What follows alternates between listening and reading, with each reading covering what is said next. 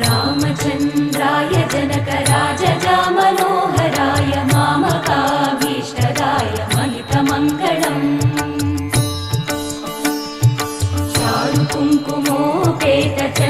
चारुकुङ्कुमोपेतचन्दनानुचर्चिताय हारकटकशोभिताय भूरिमङ्गलम्